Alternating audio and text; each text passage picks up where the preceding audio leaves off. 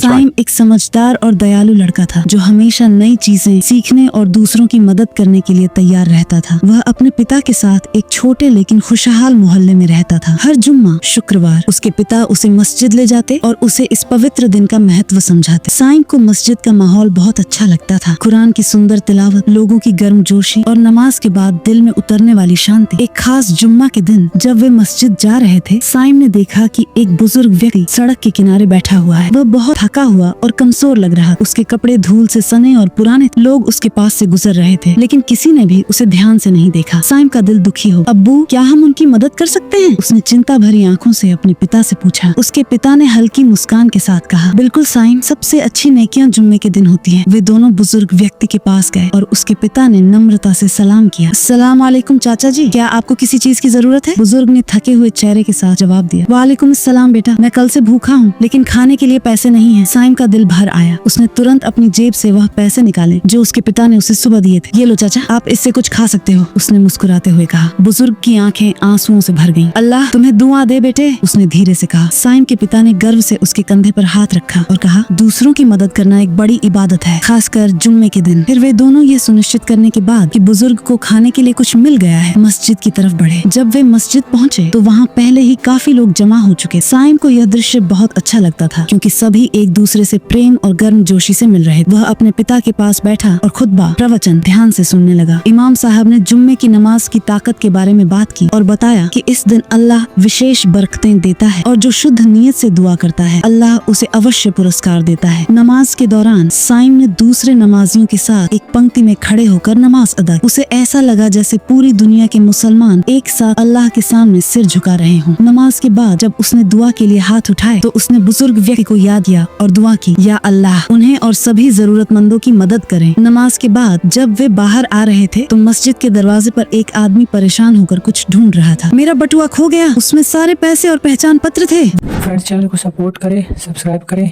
Like करें और share करें वीडियोस को। Thank you so much. वह घबराया हुआ कह रहा था। लोग इकट्ठा हो गए और मदद करने लगे, लेकिन किसी को भी वह बटुआ नहीं मिला। साइम को अचानक ख्याल आया कि उसने मस्जिद के पास कुछ बच्चों को खेलते देखा था। जब वह वहाँ गया तो हैरान होकर उसने झाड़ियों के पास बटुआ पाया। उसने बटुआ उठाया और जल्दी से उस आदमी के पास पहुँचकर पूछा, चाचा क्या यह आपका बटुआ है? आदमी के चेहरे पर राहत की चमक आ गई। हाँ अल्हम्दुलिल्लाह, धन्यवाद बेटे। उसने बटुआ खोला और देखा कि सब कुछ सही सलामत है। तुम एक ईमानदार बच्चा हो, अल्लाह तुम्हें खुश रखे। उसने साइम के सिर पर हाथ रखकर दुआ दी। जब वे घर लौट रहे थे तो साइम के पिता ने गर्व से उसे देखा। आज तुमने सिर्फ जुम्मे की नमाज नहीं पढ़ी बल्कि 2 लोगों की मदद भी की। यही असली ताकत है जुम्मे की नमाज की। यह हमारे दिलों को पाक करती है और हमें अच्छे काम करने की प्रेरणा देती है। साइम मुस्कुराया और उसके दिल में एक अनजानी सी खुशी छा गई। उसे एहसास हुआ कि जुम्मा सिर्फ एक नमाज का दिन नहीं है बल्कि यह एक ऐसा दिन है जो बरकतों, अच्छाइयों और दूसरों के साथ प्यार बांटने का दिन है। उस दिन के बाद उसने खुद से यह वादा किया कि वह हर जुम्मे को सबसे अच्छे तरीके से बिताएगा, नमाज पढ़कर, दूसरों की मदद करके और अल्लाह से अपनी दुआ मांगकर। और उसके दिल की गहराइयों में यह विश्वास पक्का हो गया कि अल्लाह हमेशा हमें देखता है, सुनता है और हमारे ईमानदारी से किए गए नेक कामों का बदला देता है।